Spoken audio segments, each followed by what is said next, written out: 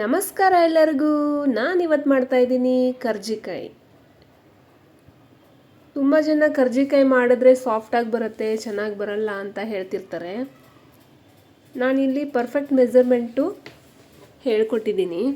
ಈ ರೀತಿ ಮಾಡಿದ್ರೆ ನೀವು ಕ್ರಿಸ್ಪಿಯಾಗಿ ಕ್ರಂಚಿಯಾಗಿ 1 ತಿಂಗಳ ತನಕನೂ ಸ್ಟೋರ್ ಮಾಡಿ ಇಟ್ಕೋಬೋದು. ಕಲರು ನೋಡಿ ಎಷ್ಟು ಚೆನ್ನಾಗಿ ಬಂದಿದೆ. ಟಿಪ್ಸ್ ಹೇಳ್ತೀನಿ, ಅದನ್ನೆಲ್ಲ ಫಾಲೋ ಮಾಡಿದ್ರೆ ಚೆನ್ನಾಗೇ ಬರುತ್ತೆ. ನಾನೊಂದು ಕರ್ಜಿಕಾಯಿನ ಮುರಿದು ತೋರಿಸ್ತಾ ಇದ್ದೀನಿ, ನೋಡಿ ಎಷ್ಟು ಚೆನ್ನಾಗಿ ಬಂದಿದೆ ಕ್ರಿಸ್ಪಿಯಾಗಿ. ಇಲ್ಲಿ ನೋಡಿ, ಈ ರೀತಿ ಮಾಡಿದ್ರೆ ಮನೆಯಲ್ಲೇ ಪದೇ ಪದೇ ಮಾಡಿ ಅಂತ ಹೇಳ್ತಾರೆ. ಇದಕ್ಕೆ ಫಸ್ಟಿಗೆ ಏನು ಮಾಡಬೇಕಂತ ಅಂದರೆ, ಒಂದು ಬೌಲ್ ತೊಗೊಳ್ಳಿ, ಅದರೊಳಗೆ 1/4 ಕಪ್ಪದಷ್ಟು ಬಾಂಬೆ ರವೆ. ಇದು ನಾನು ಹೋಮ್ ಮೇಡು ಬಾಂಬೆ ರವೆ, ಅಂದರೆ ನಾನು ಜವೆ ಗೋಧಿಯನ್ನು ಮಿಲ್ಲಿಗೆ ಹಾಕ್ಸ್ಕೊಂಡು ಬಂದಿದ್ದು, ಅದರಿಂದ ಬಂದಿರೋ ರವೆ ಇದು.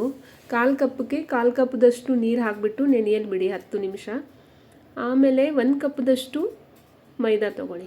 1 ಕಪ್ ಮೈದಾ ಮತ್ತು 1/4 ಕಪ್ಪು ಸೂಜಿ, ನೆನೆಸಿರುವಂಥ ಸೂಜಿ ಹಾಕ್ಕೊಳ್ಳಿ. ಆಮೇಲೆ 1 ರಿಂದ 2 ಟೇಬಲ್ ಸ್ಪೂನಷ್ಟು ತುಪ್ಪ ಹಾಕ್ಕೊಳ್ಳಿ. ಚಿಟಿಕೆಯಷ್ಟು ಸೋಡಾ ಹಾಕ್ಕೊಳ್ಳಿ. ಒಂದು ಸ್ವಲ್ಪನೇ ನೀರು ಹಾಕಿಬಿಟ್ಟು ಕಲಿಸ್ಬೇಕು, ಯಾಕಂದರೆ ಮೊದಲೇ ರವೆ ನೆನೆಸಿರತ್ತೀವಲ್ಲ ಅದಕ್ಕೆ. ಸ್ವಲ್ಪ ಉಪ್ಪು, ಸ್ವಲ್ಪ ಸಕ್ಕರೆ ಏನಕ್ಕೆ ಹಾಕಬೇಕಂತಂದರೆ ಸ್ವಲ್ಪ ಕಲರ್ ಚೆನ್ನಾಗಿ ಬರುತ್ತೆ ಅಂತ. ನಾನಿಲ್ಲಿ ಟೋಟಲ್ಲು 1/2 ಕಪ್ದಷ್ಟು ನೀರು ಯೂಸ್ ಮಾಡಿದ್ದೀನಿ. ನಿಧಾನವಾಗಿ ಸ್ವಲ್ಪನೇ ನೀರು ಹಾಕಿಬಿಟ್ಟು ಕಲಿಸ್ಕೊಳ್ಳಿ. ನೋಡಿ, ಹಿಟ್ಟು ರೆಡಿಯಾಗಿದೆ.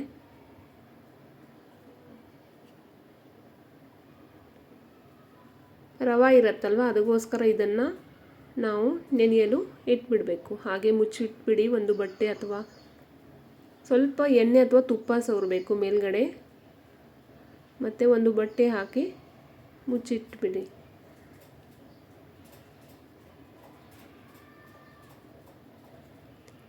ಅದಕ್ಕೆ ಹೂರಣ ಮಾಡೋದಕ್ಕೆ ನಾನು ಒಣ ಕೊಬ್ಬರಿನ ತುರಿದ್ಬಿಟ್ಟು ಇಟ್ಟಿದ್ದೀನಿ. 1 ಕಪ್ ಒಣ ಕೊಬ್ಬರಿ ತೊಗೊಂಡಿದ್ದೀನಿ, 3/4 ಕಪ್ ಸಕ್ಕರೆ, 1/2 ಕಪ್ದಷ್ಟು ಹುರಿಗಡಲೆ, ಅರ್ಧ ಟೀ ಸ್ಪೂನು ಎಳ್ಳು ಮತ್ತು ಅರ್ಧ ಟೀ ಸ್ಪೂನು ಗಸಗಸೆ, 4 ಏಲಕ್ಕಿ, ಒಂದು ಸ್ವಲ್ಪ ಜಾಯಿಕಾಯಿ. ಫಸ್ಟಿಗೆ ನಾವು 1 ತಿಂಗಳ ತನಕ ಸ್ಟೋರ್ ಮಾಡಬೇಕು ಅಂತಂದರೆ ನಾವು ಕೊಬ್ಬರಿನ ಒಂದು ಸ್ವಲ್ಪ ರೋಸ್ಟ್ ಮಾಡ್ಕೋಬೇಕು. ಒಂದು 2 ಮಿನಿಟ್ಸ್ ಅಷ್ಟೇ ರೋಸ್ಟ್ ಮಾಡ್ಕೊಳ್ಳಿ. ಆಮೇಲೆ ಎಳ್ಳನ್ನು ಕೂಡ ರೋಸ್ಟ್ ಮಾಡ್ಕೊಳ್ಳಿ. ಪಟ ಅನ್ನತ್ತೆ. ಗ್ಯಾಸ್ ಆಫ್ ಮಾಡಿಬಿಟ್ಟು ಮಾಡಿ, ಬಿಸಿ ಇರುತ್ತಲ್ವ ಅದಕ್ಕೆ. ಅದೇ ಪ್ಯಾನಲ್ಲಿ ಮಾಡ್ತಾಯಿದ್ದೀನಿ, ಬಿಸಿ ಇದೆ. ಗಸಗಸೆನೇ ಕೂಡ ಇದರೊಳಗೆ ಹಾಕಿ ನಾನು ಸ್ವಲ್ಪ ಫ್ರೈ ಮಾಡ್ಕೊತಾ ಇದ್ದೀನಿ.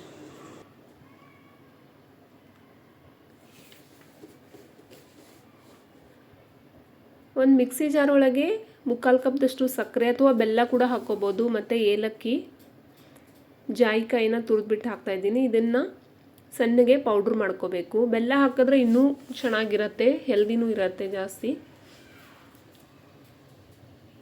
ಇಲ್ಲಿ ನೋಡಿ, ಫೈನಾಗಿ ಪೌಡ್ರ್ ಆಗಿದೆ. ಈ ಪೌಡರ್ನ ಸ್ವಲ್ಪ ಅಷ್ಟೇ ಹಾಕ್ಕೊಳ್ತಾ ಇದ್ದೀನಿ, ಬೇಕಾದರೆ ಹಾಕಬೇಕಂತ ನಾನು ಸೈಡಿಗೆ ಎತ್ತಿಟ್ಬಿಟ್ಟಿದ್ದೆ 1 ಕಪ್ಪಲ್ಲಿ.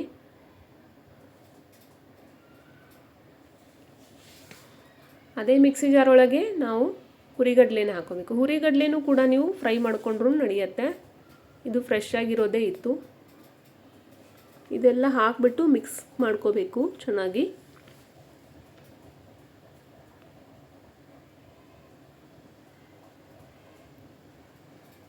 ಇದರೊಳಗೆ ನೀವು ಡ್ರೈ ಫ್ರೂಟ್ಸ್ ಎಲ್ಲ ಹಾಕೋಬೋದು. ನಮ್ಮ ಮನೆಯಲ್ಲಿ ಸ್ವಲ್ಪ ಡ್ರೈ ಫ್ರೂಟ್ಸ್ ತಿನ್ನಲ್ಲ, ಬೇಡ ಅಂತಾರೆ, ಅದಕ್ಕೆ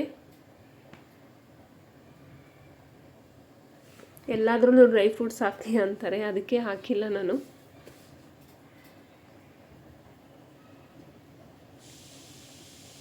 ನೋಡಿ, ಎಲ್ಲ ಸಕ್ಕರೆ ನನಗೆ ಎಕ್ಸಾಕ್ಟು 3/4 ಕಪ್ ಹತ್ತಿದೆ. ಇದನ್ನು ಮಿಶ್ರಣ ಮಾಡಿಬಿಟ್ಟು ಮುಚ್ಚಿ ಇಟ್ಬಿಡಿ. ಬೇಕಾದರೆ ನೀವು ನಾಳೆ ಮಾಡ್ತಾಯಿದ್ದೀರಾ ಕರ್ಜಿಕಾಯಿ ಅಂದರೆ ಇವತ್ತೇ ರೆಡಿ ಮಾಡಿಕೊಂಡು ಮಿಶ್ರಣ ಇಟ್ಬಿಟ್ರೂ ಏನಾಗಲ್ಲ. ನೋಡಿ, ನಾನು ಹಿಟ್ಟು ನೆನೆಯಲ್ಲಿ ಇಟ್ಟಿದ್ನಲ್ಲ,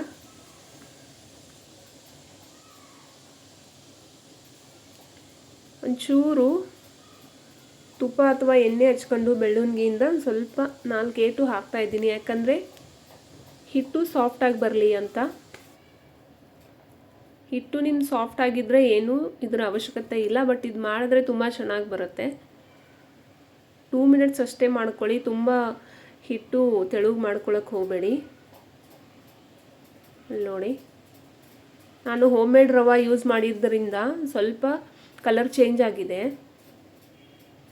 ನೀವು ಬಾಂಬೆ ರವೆ ಯೂಸ್ ಮಾಡಿದ್ರೆ ಅದು ಕಲರು ಬೆಳ್ಳಗೆ ಬರುತ್ತೆ.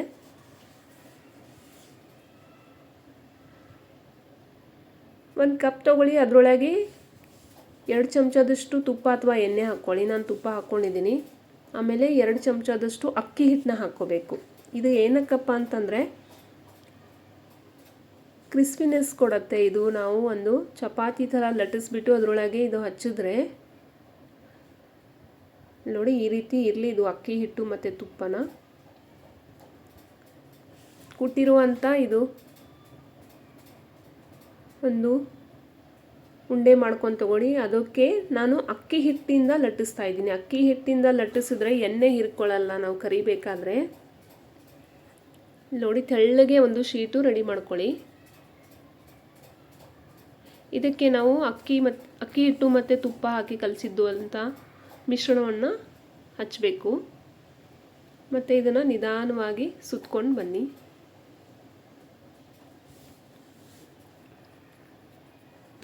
ಈ ರೀತಿ ಮಾಡೋದ್ರಿಂದ ಕ್ರಿಸ್ಪಿನೆಸ್ ಬರುತ್ತೆ. ನೋಡಿ, ಈ ರೀತಿ ಮಾಡಿ ಸೈಡಿಗೆ ಇಟ್ಬಿಡಿ. ಚಾಕುಯಿಂದ ಕಟ್ ಮಾಡ್ಕೊಳ್ಳಿ. ಸಣ್ಣ ಸಣ್ಣ ಉಳ್ಳಿ ಮಾಡ್ಕೊಂಡು ಇಟ್ಕೊಂಡ್ಬಿಡಿ. ಅದು ಮಿಕ್ಕಿರೋದನ್ನು ಹಾಗೆ ಇಟ್ಬಿಟ್ಟಿದ್ದೀನಿ, ಇಲ್ಲಾಂದರೆ ಗಾಳಿಗೆ ಒಣಗತ್ತೆ ಅಂತ. ಸಣ್ಣ ಉಂಡೆ ಮಾಡ್ಕೊಳ್ಳಿ. ಅದನ್ನು ಅಕ್ಕಿ ಹಿಟ್ಟಿಂದನೇ ಲಟ್ಟಿಸ್ತಾ ಇದ್ದೀನಿ. ಈ ರೀತಿ ಸಣ್ಣ ಸಣ್ಣ ಪೂರಿಯನ್ನು ನಾನು ಲಟ್ಸ್ಕೊಂಡು ಸೈಡಿಗೆ ಇಟ್ಬಿಡ್ತೀನಿ. ಆ ಕಡೆ ಎಣ್ಣೆ ಕಾಯ್ದಕ್ಕೆ ಇಟ್ಬಿಟ್ಟಿದ್ದೀನಿ ನಾನು. ನೋಡಿ, ಪೂರಿಗಳು ರೆಡಿ ಆಗ್ತಾಯಿದೆ.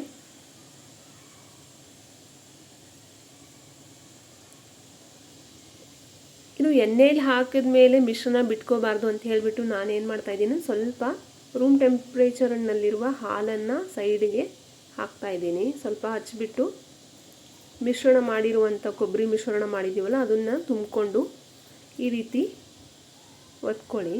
ಇದು ನೋಡಿ, ನಾನು ಕರ್ಜಿಕಾಯಿ ಕಟ್ಟರ್ ಇದೆ, ಇದು ಇರಲಿಲ್ಲ ಅಂತಂದರೆ ಅದಕ್ಕೂ ಕೂಡ ಒಂದು ಬೇರೆ ಉಪಾಯ ಹೇಳ್ತೀನಿ. ಈ ರೀತಿ ಮಾಡ್ಕೋಬೇಕು. ನಾವು ಎಡ್ಜಸ್ಗೆ ಮಾತ್ರ ಹಾಲನ್ನು ಹಾಕ್ಕೋಬೇಕು, ಅಂದರೆ ಹಚ್ಚಬೇಕು. ಆಮೇಲೆ ನೋಡಿ, ಎಡ್ಜಸ್ಗೆ ಮಾತ್ರ ನಾವು ಪ್ರೆಸ್ ಮಾಡ್ತಾ ಹೋಗಬೇಕು. ಈ ರೀತಿ ಮಾಡೋದ್ರಿಂದ ಕರ್ಜಿಕಾಯಿ ತುಂಬ ಉಬ್ಕೊಳ್ಳುತ್ತೆ, ಚೆನ್ನಾಗಿ ಕಾಣಿಸುತ್ತೆ.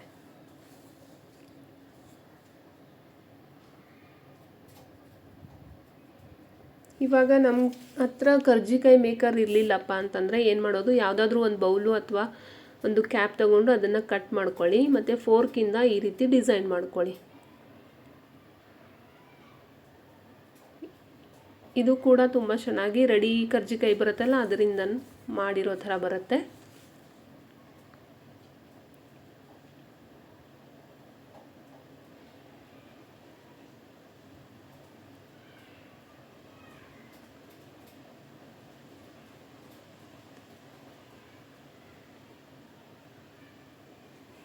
ಡಿಸೈನು ತುಂಬ ಚೆನ್ನಾಗಿ ಕಾಣಿಸುತ್ತೆ ಇದು. ಅಲ್ಲಿ ನೋಡಿ, ಒಬ್ಬೊಬ್ಬರು ಸ್ಟಫಿಂಗಲ್ಲಿ ಶೇಂಗಾ ಎಲ್ಲ ಹಾಕ್ತಾರೆ, ನಾನು ಹಾಕಿಲ್ಲ. ಲೋ ಫ್ಲೇಮ್ ಟು ಮೀಡಿಯಮ್ ಫ್ಲೇಮಲ್ಲಿ ಹಾಕಿಬಿಟ್ಟು ಫ್ರೈ ಮಾಡ್ಕೋಬೇಕು. ಗ್ಯಾಸ್ನ ಲೋವಿಂದ ಮೀಡಿಯಮ್ ಫ್ಲೇಮ್ ಅಷ್ಟೇ ಇಡಿ. ತುಂಬ ಫಾಸ್ಟ್ ಇಟ್ಟರೆ ಅದು ಸೀದೋಗುತ್ತೆ ಮತ್ತು ಮೆತ್ತಗಾಗಿ ಹೋಗುತ್ತೆ. ಅದಕ್ಕೋಸ್ಕರ ಕರ್ಜಿಕಾಯಿ ಮೆತ್ತಗೆ ಆಗಬಾರ್ದು ಅಂತಂದರೆ ನಾವು ಮೀಡಿಯಮ್ ಫ್ಲೇಮಲ್ಲೇ ಫ್ರೈ ಮಾಡ್ಕೋಬೇಕು. ನಾನು ಇಲ್ಲಿ ಗೋಲ್ಡನ್ ಬ್ರೌನ್ ಆಗೋ ತನಕ ಫ್ರೈ ಮಾಡ್ತಾಯಿದ್ದೀನಿ, ಅಂದರೆ ಕಲರು ಚೆನ್ನಾಗಿ ಕಾಣಿಸುತ್ತೆ ಅಂತ, ಮತ್ತು ಕ್ರಿಸ್ಪಿನೂ ಕೂಡ ಉಳಿಯುತ್ತೆ.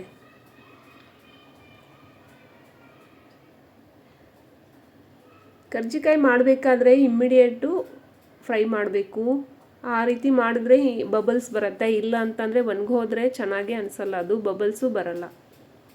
ಅಷ್ಟಷ್ಟೇ ಒಂದು 10 ಹಾಕಿಬಿಟ್ಟು ಲಟ್ಟಿಸಿ ತೆಗೀರಿ. ಹೇಗಾಗಿದೆ